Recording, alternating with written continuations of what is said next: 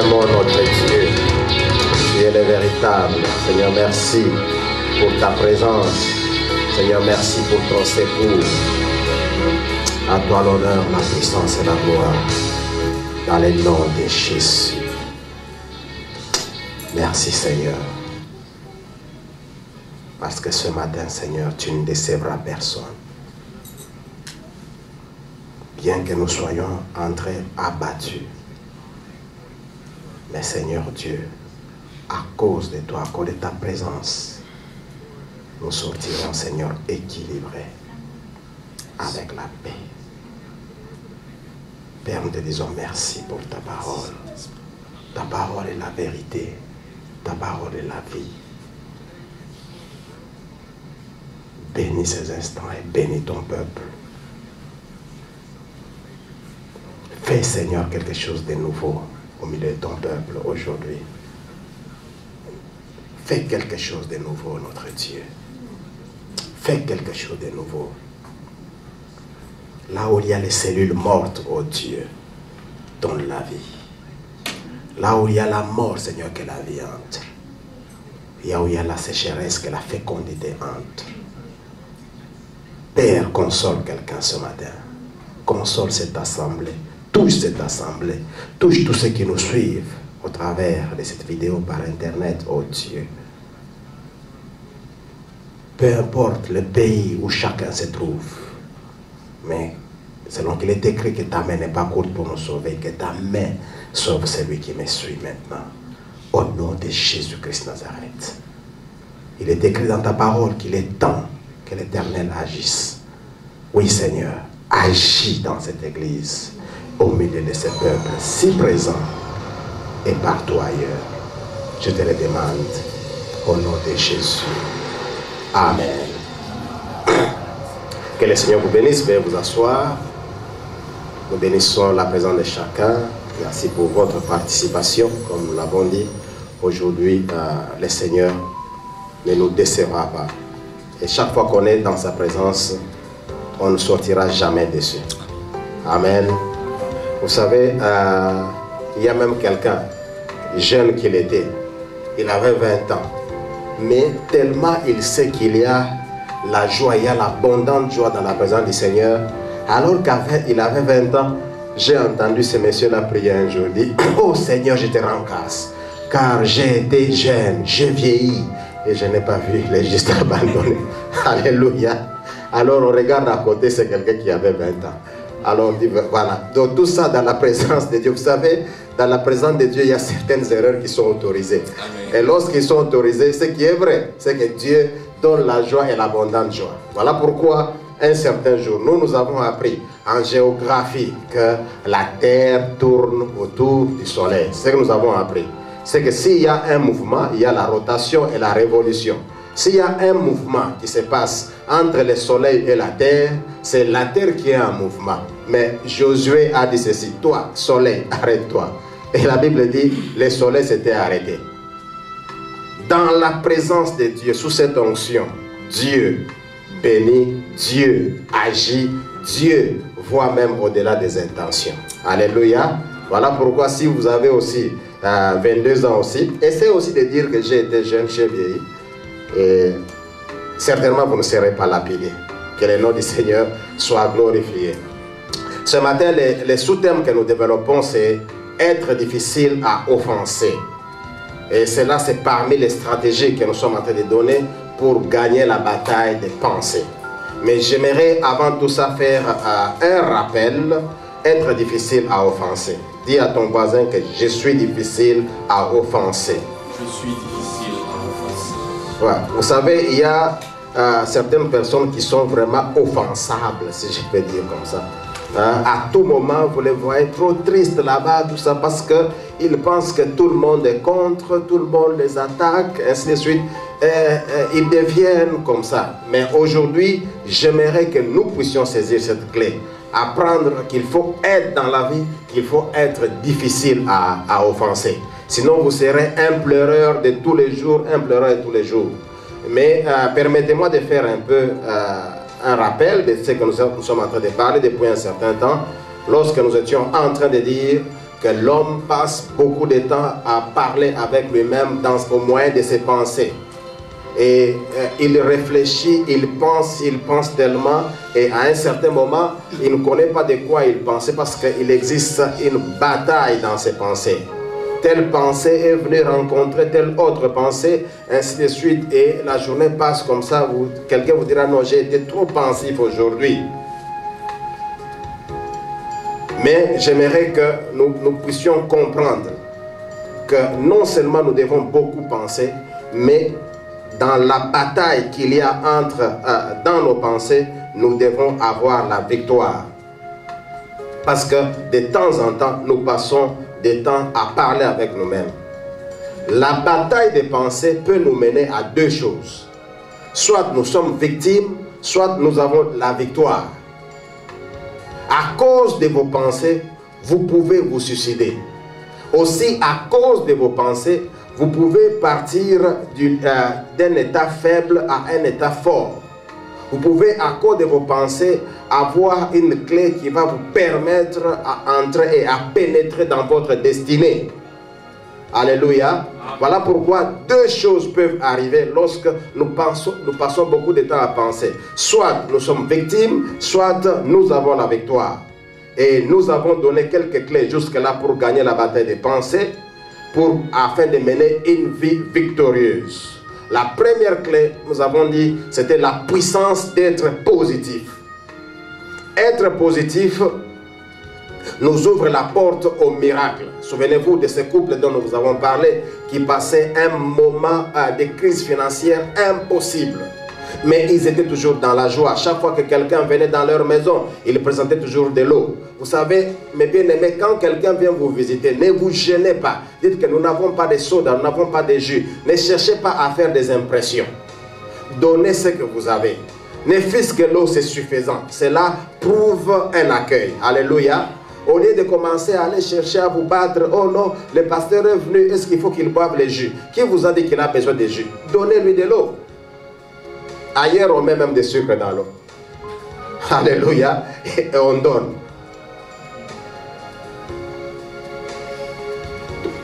Alors, ce couple passait comme ça. Ils étaient positifs. Personne ne pouvait remarquer qu'ils avaient ces problèmes.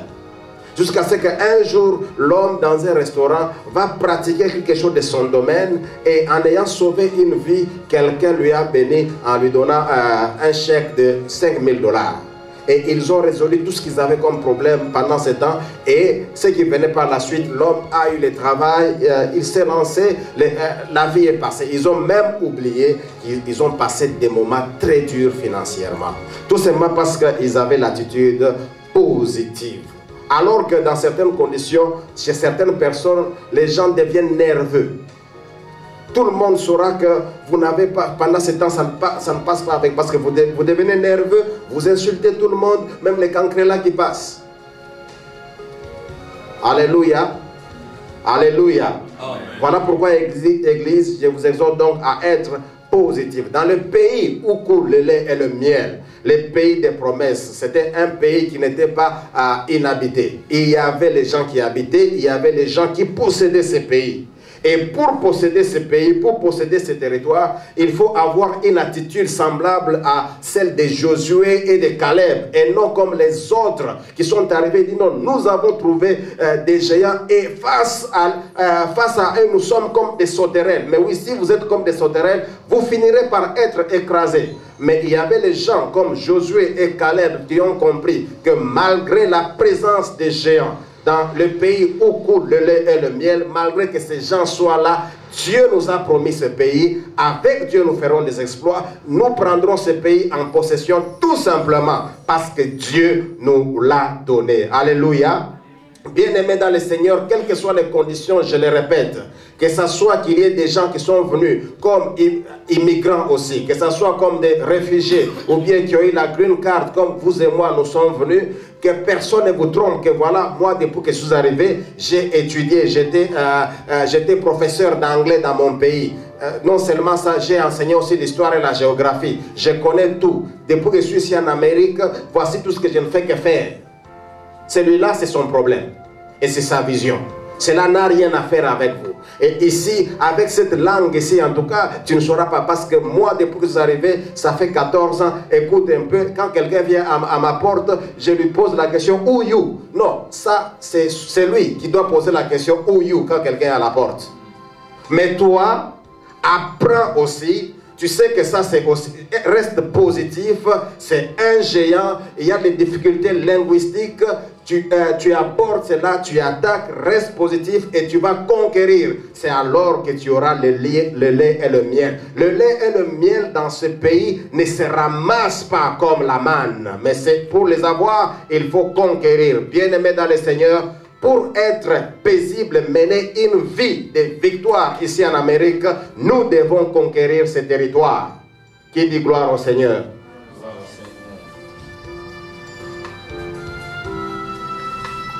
Alors comme Josué et Caleb, je disais, savaient que Dieu a dit que nous prendrons possession de ce pays. C'est tout ce qui les intéressait. Le reste, savoir ce qui se passe avec les habitants, cela importait peu. Frères et sœurs dans le Seigneur, j'ai envie de dire que dans les pays où coule le lait et le miel, n'y entrons pas avec les pensées négatives.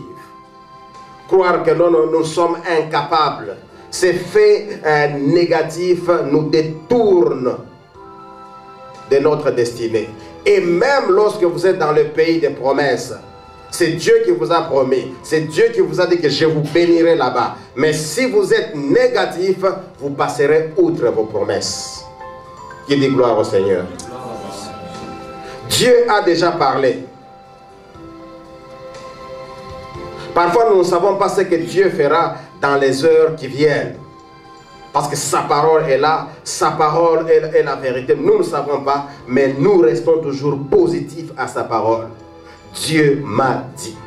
Dieu m'a dit. Parce que Dieu m'a dit, je reste fidèle à ce que Dieu m'a dit. J'ai rencontré un frère. C'était quand il grandissait, il était muet. Et un jour, il a été guéri, le Seigneur l'a guéri et il commençait à parler. Et ce frère-là, c'est un frère qui sert Dieu. Les jours où, j'ai déjà donné ce témoignage, les jours où je me suis entretenu avec lui, c'est quelqu'un que le Seigneur avait déjà utilisé. Il avait déjà ressuscité plus de 5 morts. C'est un jeune garçon. Et quand parmi les choses qu'on avait échangées, il m'avait dit ceci, qu'il n'a jamais eu un songe avant l'action. Il n'a jamais eu quelque chose, mais il sait seulement que Dieu a déjà parlé. Alléluia. Ce n'était pas qu'à la veille, Dieu lui avait dit que va dans tel coin, tu rencontreras telle chose. Non. Parce qu'il restait positif à la parole de Dieu, il savait que Dieu m'a dit, et lorsqu'il rencontre un cas, il essaie. Beaucoup de cas ont échoué, et plus ou moins 5 cas avaient réussi. Et il continue. Du moins, il a vécu le miracle de résurrection. L'archbishop Benson Idaho avant sa mort, un jour son pasteur a prêché et il est resté positif à cette parole. Le pasteur a dit, Jésus a dit, dites avec moi, Jésus a dit. L'archbishop a entendu cela, que Jésus a dit. Il dit, ah bon, ça vient de la bouche de mon pasteur. J'ai confiance à mon pasteur. Mais mon pasteur vient de dire, Jésus a dit. Ah, ce n'est pas lui, c'est Jésus. Ok. Comme je crois en Jésus, qu'est-ce que Jésus a dit? Jésus a dit, purifiez les lépreux, ressuscitez les morts, guérissez les malades. Alors il prend cette parole. Il est resté positif à cette parole et il est allé dans les rues du Nigeria. Il commençait à circuler. Dans notre pays, il y a les commerçants ambulants, et non que les cacahuètes. Ils savent à tout endroit où il y a deuil. Ils savent à tout endroit où il y a un cadavre. Mais Idaoussa est allé, non pour vendre les cacahuètes comme les vendeurs ambulants de mon pays, mais il est allé chercher à ressusciter les morts. Et il commençait à se promener. Il arrive au coin d'une avenue, il demande, y a-t-il un mort dans cette avenue? On lui dit non. Il passe. Y a-t-il un mort? Voilà quelqu'un qui était à la recherche des morts. Jusqu'à ce qu'il arrive dans une famille, il trouve qu'il y avait un mort. Il entre là-bas et dit, Jésus a dit. Un point trait. C'est tout ce qu'il connaissait. Si son pasteur avait déjà ressuscité les morts avant, cela ne lui disait rien. Si son pasteur avait déjà échoué, cela ne lui disait rien. Mais tout simplement, il a appris que Jésus a dit. Et il est parti. Il arrive dans une famille, il trouve les gens en train de pleurer. Il dit, sortez. Votre fille, il prend seulement la parole de Jésus, il dit, votre fille est en train de dormir, sortez. Qu'est-ce qui se passe? Il reste là-bas, il prie, ça ne passait pas. Il prie en langue, ça ne passait pas. Alors il ouvre la parole de Dieu, il voit une pratique que Jésus a fait. Il essaie de pratiquer, on voit la fille s'élever. Alléluia, et il est parti. Lorsque la fille a été ressuscitée, il pose la question, y a-t-il encore d'autres cadavres que vous connaissez? Mais bien aimé, quand on vient de poser un acte de foi, rassurez-vous que la force vient, la foi, je peux dire, s'augmente et on sent qu'on est capable de réaliser encore d'autres choses. Voilà pourquoi nous devons garder cette clé principale, être positif et être positif à la parole de Dieu. Dans la parole de Dieu, il est dit que Jésus a trahi Judas. Alors n'allez pas trahir pour dire que c'est la parole de Dieu, je suis positif. Alléluia. Vous allez vous pendre comme lui. Et si, comme je disais, si vous voulez voir les portes des miracles s'ouvrir, restez positif. Nous avons donné comme deuxième clé, je puis tout par Christ. Il est écrit dans la parole de Dieu que rien n'est impossible à Dieu. Et tout est possible à celui qui croit.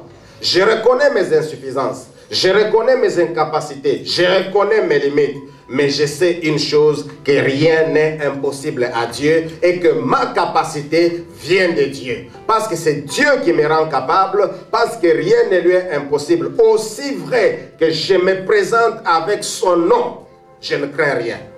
Voilà pourquoi, bien aimé dans le Seigneur, chemin faisant, j'aimerais informer à l'église qu'il y a une église qui va commencer aujourd'hui, un pasteur va commencer l'œuvre, ce n'est pas loin et nous serons là ce soir. Si quelqu'un d'entre nous est disponible, il peut caler. Parce que je vais dire tout simplement que chaque fois que vous entendrez, prenez cette attitude chama. Chaque fois que vous entendrez, même quelqu'un vient ici à 0 mètre, il commence une église. Tant qu'il parle de Christ comme nous, il n'est pas notre ennemi. Même si les gens qui étaient habitués à venir ici, nous les voyons changer de parking, changer de direction. Bénissons le Seigneur. Alléluia. Ne les pointons pas pour les ennemis, car celui qui vient parler de Christ comme nous, il ne vient pas nous combattre, il vient seulement nous appuyer. Parce qu'il y a certaines personnes que nous ne saurons pas atteindre, même si nous faisons 1000 ans ici, mais lui pourra les atteindre. Alléluia. Certains cas que nous ne saurons pas résoudre, mais la grâce, l'onction de Dieu qui est sur lui permettra que ces cas soient résolus. Et pendant ce temps, c'est Dieu qui gagne, c'est le royaume de Dieu qui est élargi et c'est Satan qui perd, qui dit gloire au Seigneur. Voilà pourquoi, bien aimé dans le Seigneur, ne vous effrayez pas. Ne cherchez pas à dire, mais pasteur, montons des stratégies. Des stratégies pourquoi? Parce que quelqu'un a commencé. Le jour que quelqu'un viendra me dire ça, je dirai, bon, les stratégies que je vais prier pour toi pour que tu sois guéri de cette maladie de la haine que tu as. Je puis tout par Christ. À cause de cela, je me fortifie. J'avance. Quand bien même je me sens abandonné, mais je dis, je ne lâche pas. Parce que je puis tout par Christ. Tout ce que je fais, c'est à cause de Christ. Et il est écrit que Christ en nous l'espérant de la gloire. En dehors de cela, nous avons parlé du renouvellement de l'intelligence comme la troisième clé. Bien-aimés, nous sommes sauvés par grâce au moyen de la foi. Nous vivons sur cette terre. La terre nous offre des présents. La terre nous offre ses habitudes. La terre nous offre plusieurs choses. Mais la parole de Dieu me dit, ne vous conformez pas au siècle présent, mais soyez transformés par le renouvellement de l'intelligence. Peu importe ce que le siècle me présente, peu importe ce que la terre me présente, je ne suis pas là pour marcher comme tout le monde, parce que je ne suis pas tout le monde. Je suis moi, créé à l'image de Dieu, selon la ressemblance de Dieu, ayant une mission comme les autres ont eu la mission. J'ai aussi une mission à venir accomplir ici sur terre. Et voilà pourquoi mon intelligence doit être renouvelée. Je dois être transformé par le renouvellement de l'intelligence. Le renouvellement de l'intelligence, bien aimé dans le Seigneur, nous permet de voir les choses autrement. Par le renouvellement de l'intelligence, nous arrivons à voir les choses comme Dieu voit ces choses. Nous arrivons à regarder comme Dieu regarde. nous arrivons à parler comme Dieu parle. Pendant que, vous voyez, quand l'intelligence est renouvelée, pendant que les gens disent lapidez-le, mais quand vous avez l'intelligence renouvelée, vous n'allez pas dire lapidez-le, vous direz pardonnez-le. Alléluia. Avec l'intelligence renouvelée, lorsqu'on jette, on est prêt pour accueillir. Combien de fois nous avons entendu des choses? Vous savez, nous sommes arrivés à marcher jusqu'au risque même de perdre les membres de l'église. Parce que tout simplement, il y a les gens qui ne comprenaient pas pourquoi on doit marcher avec telle ou telle autre personne. Voilà, il y a même les gens à l'époque de Jésus qui pouvaient se demander pourquoi ils communiaient avec les pécheurs. Tout en oubliant que c'est pour les pécheurs que Jésus-Christ est venu. Et nous, on nous a pointé aussi des doigts. Parce que tu marches avec telle personne, parce que tu collabores avec telle personne, je ne viendrai pas dans ton église. Gloire au Seigneur. Si tu seras sauvé, sois sauvé. Si tu ne seras pas sauvé, toi-même, tu as déjà acheté les visas pour l'enfer. Tu te retrouveras dans l'enfer un jour, malgré ta position, ton honnêteté, ou bien ce n'est pas le fait que tu sois sérieux sur la terre, mais parce que tu n'avais pas Christ en toi, tu étais vide, un cadavre ambulant. Alors, nous ne viendrons pas tout simplement. Mes amis, écoutez une chose. Si nous, en tant qu'Église, nous commençons à refuser les pécheurs, ils iront où? Si les hôpitaux commencent à refuser les malades iront où? Lorsqu'on voit un médecin en train de parler avec un malade, y a-t-il un scandale? C'est son travail. Il doit parler avec ces gens. C'est mon travail. Je dois parler avec toute personne au casier judiciaire détruit.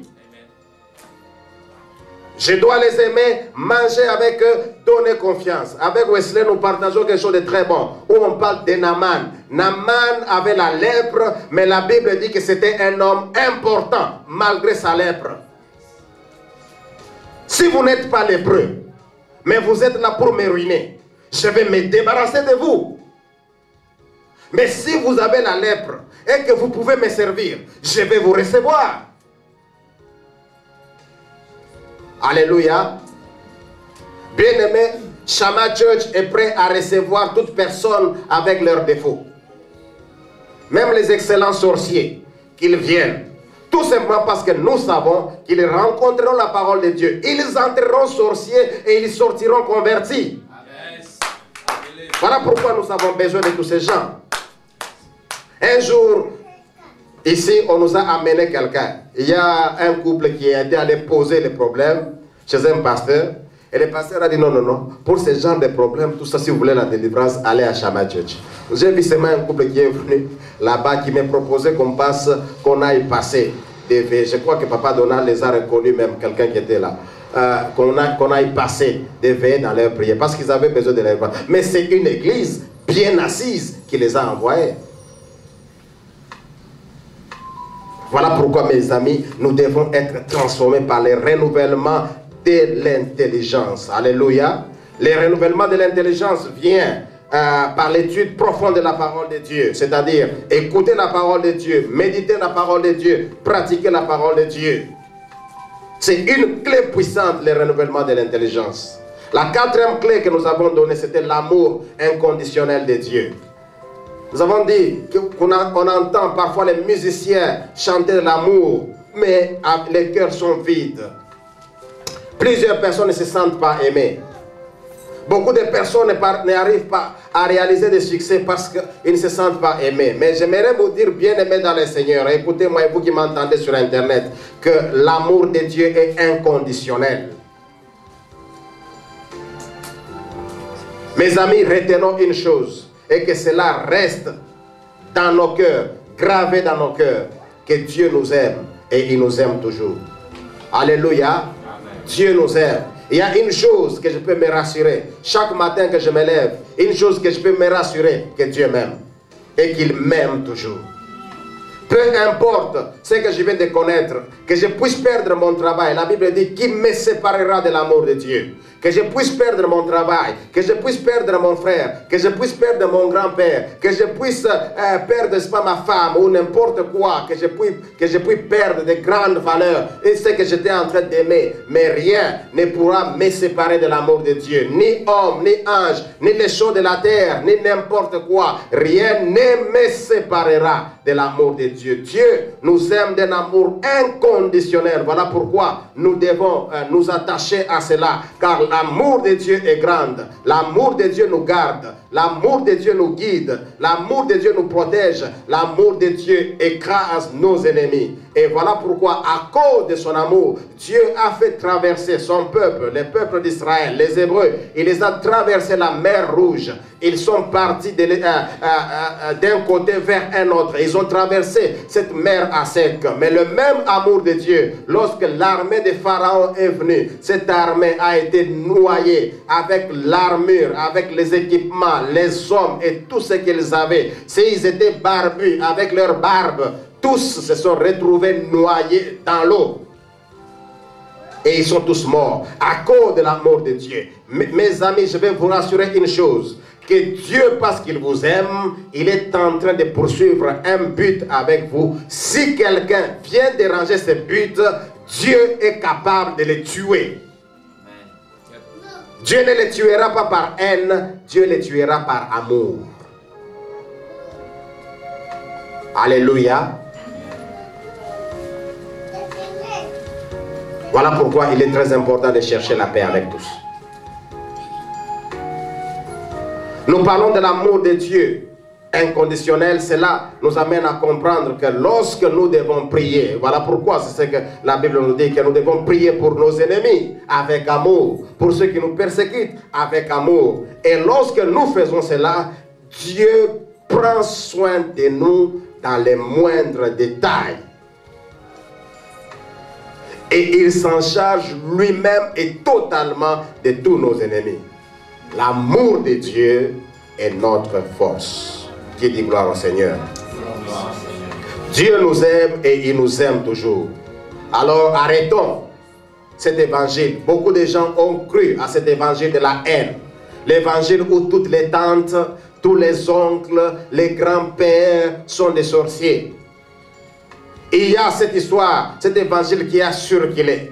Quand quelqu'un vient du village, il amène ses bagages, on place là, on commence à envoyer le feu dans les bagages.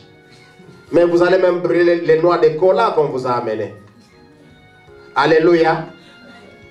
Non, j'envoie le feu dans ces sacs. Tout ce que tu as amené au village, les démons de poursuite, les démons, tout ça, je les neutralise au nom de Jésus.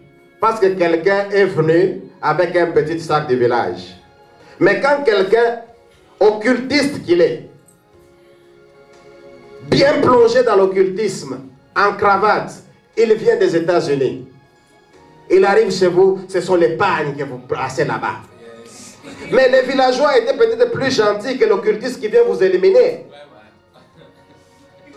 Et là, vous chantez, quelqu'un qui vient, parce qu'il vient d'Amérique, Dieu t'a choisi. Qui vous a dit que Dieu l'a choisi? C'est un occultiste, il vient avec la mission de vous détruire.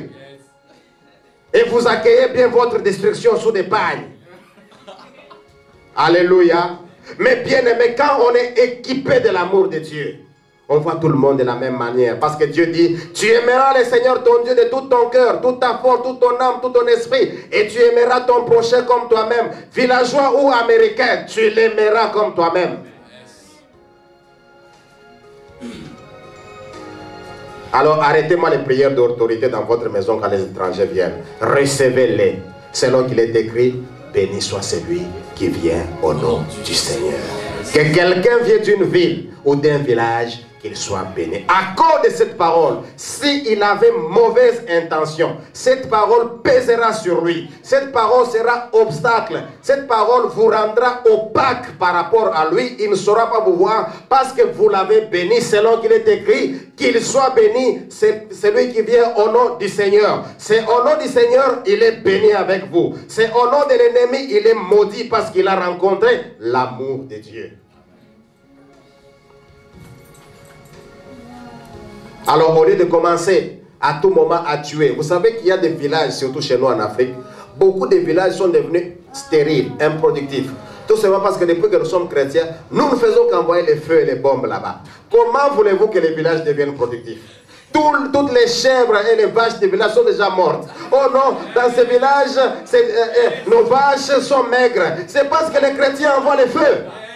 L'herbe ne pousse plus. Alléluia. Les feux, les feux.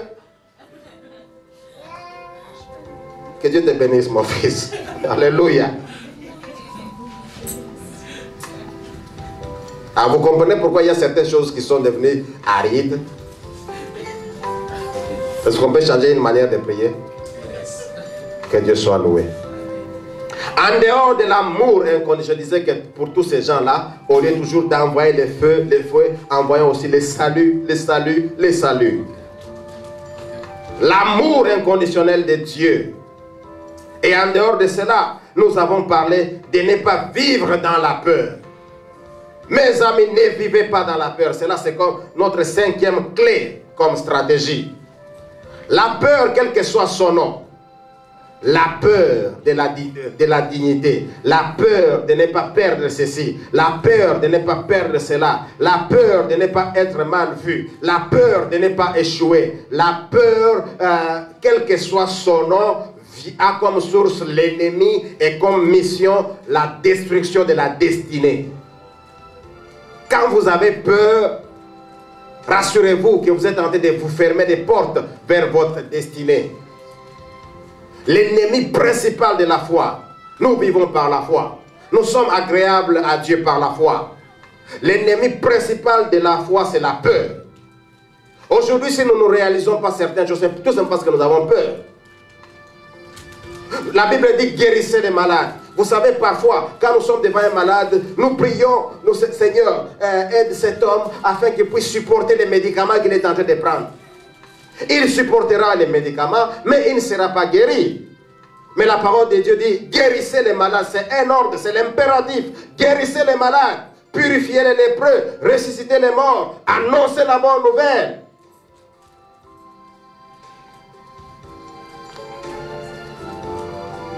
La bonne nouvelle, c'est quelqu'un qui a faim. La bonne nouvelle, c'est quelqu'un qui est malade. Ce n'est pas de dire que Jésus revient bientôt. La bonne nouvelle, c'est sois guéri. Alléluia.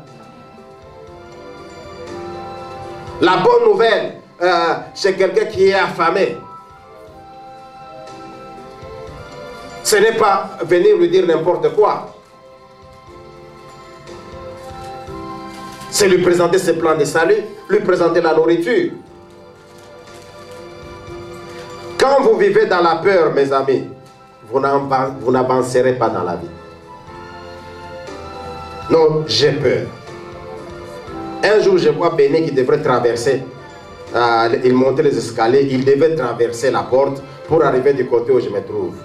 Alors, il n'y a pas longtemps qu'on venait de voir un serpent. Alors, il a vu une petite chose pareille. Déjà, il me dit, Daddy, je ne peux pas avancer parce que je vois quelque chose là-bas qui ne me permet pas d'avancer. Il dit, pourquoi tu as peur? Il dit, oui, j'ai peur. À cause de la chose là. Alors, je viens, j'enlève ça. Et il avance. Alléluia. Il arrive là où il devrait partir. Mais bien aimé, la peur nous bloque. Quand nous avons peur, nous ne saurons pas avancer. Même s'il y a des mirages, c'est-à-dire les choses qui apparaissent, parce que dans la vie, il y a beaucoup d'illusions comme ça. Les choses qui apparaissent comme l'eau dans les déserts, on les appelle des mirages. Vous voyez qu'il y a quelque chose comme ça. Attendez, je vais marcher, je vais arriver là, il y a de l'eau. Quand vous arrivez, vous trouvez les sables.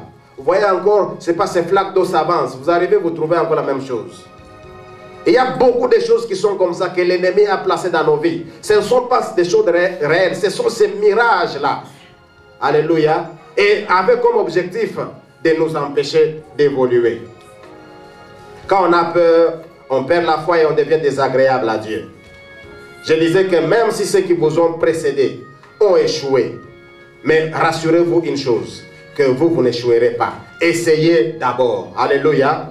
Dites à votre voisin, essaye d'abord. Oui, nous devons apprendre à essayer. Je suis informé qu'il y a des gens qui ont échoué. Je suis informé qu'il est impossible de faire ceci. Je suis informé.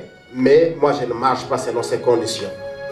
J'ai pris conscience de ces choses dès mon arrivée ici en Amérique. J'ai été informé que je n'ai pas un diplôme en théologie en Amérique. J'ai été informé que j'ai dit non, non, non. Écoutez, le ministère est universel.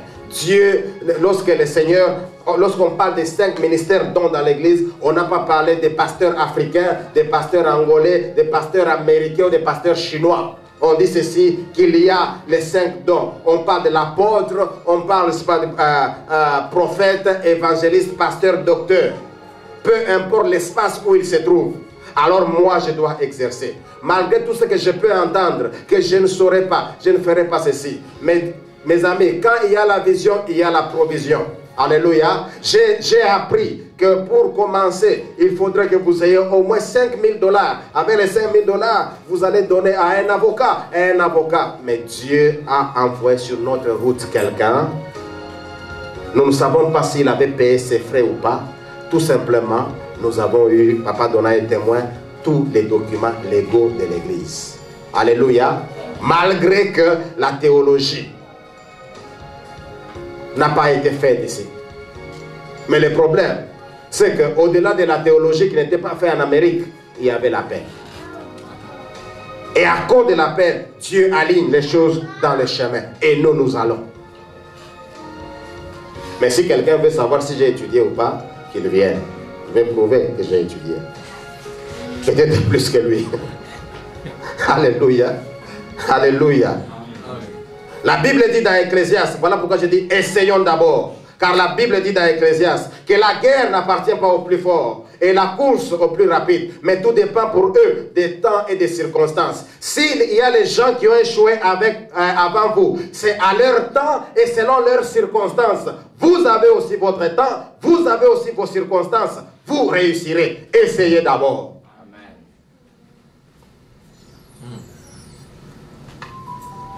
Et je répète, si certains ont échoué, cela ne doit pas être une monnaie courante. Cela ne signifie pas que tous ceux qui passeront par là échoueront. Pas question.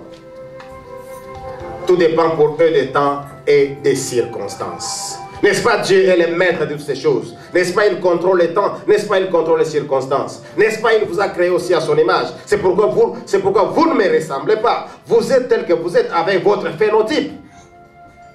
Mais tous, nous ressemblons à Dieu parce que c'est selon son image et selon sa ressemblance que nous avons été créés. Lorsque je vois les gens, quand je vois quelqu'un qui a une petite taille comme ça, il est créé à l'image et selon la ressemblance de Dieu avec sa taille là.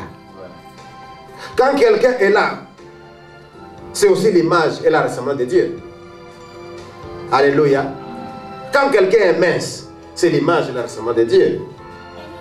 Quand quelqu'un est gros, même si son ventre arrive ici, c'est l'image et la ressemblance de Dieu. C'est ce que nous avons en commun. Voilà pourquoi, mes amis, je vous exhorte à essayer. Ne dites pas qu'il y en a qui ont échoué. Et comme il y en a qui ont échoué, en tout cas, hein, vous voyez, lui, dans mon pays, quand il était là, il a fait Cali, hein, cette école américaine. Bon, ça va. Lui a fait Cali, il arrive ici, il échoue. Va à Fifi Baptiste. J'avais un ami lorsque on grandissait. Ce monsieur n'était pas intelligent. Il était toujours le dernier de notre classe. Donc pour nous, écoutez, dans nos classes, quand j'étais aux humanités, du moins en 4e année, c'est pas des humanités, 4e scientifique, en maths physique, nous, chaque fois qu'on rentrait dans une classe et que lui était là, nous avions déjà une garantie qu'on ne sera pas dernier de la classe. Parce qu'il y avait déjà un dernier qui... Il y avait déjà un dernier qui était connu. Alléluia. Donc quand tu as dans cette promotion, si vous êtes 20, rassure-toi que tu ne seras pas 20e. Tu peux être 19e. Parce que le 20e était déjà connu de tous. Nous les connaissions. Alors des promotions, chaque fois qu'on partait, et lui pour passer d'une classe à une autre, il fallait faire la même classe 2 fois. Quand il fait 2 fois, il passe. Quand il fait 2 fois, il passe. Quand il fait 2 fois, il passe. Et nous savions bien qu'il était toujours les gardiens, les doyens. Alléluia. Il avait déjà le niveau d'un diplômé d'État en 3e des humanités. Mais il était toujours là. Alléluia. Il progressait avant d'avoir son high school degree. Mais qu'est-ce qui s'est passé? Malgré cela, j'apprécie ces messieurs. C'était encouragé. Malgré qu'il échouait, il avançait toujours. Il connaissait les réalités de tous les professeurs. Il connaissait tout ce qui se passait dans les classes. Il connaissait que dans tel coin, vous rencontrez les nids d'oiseaux. Il savait. Il connaissait à quelle période les corbeaux passaient au-dessus de cette classe. Il savait. C'était un doyen.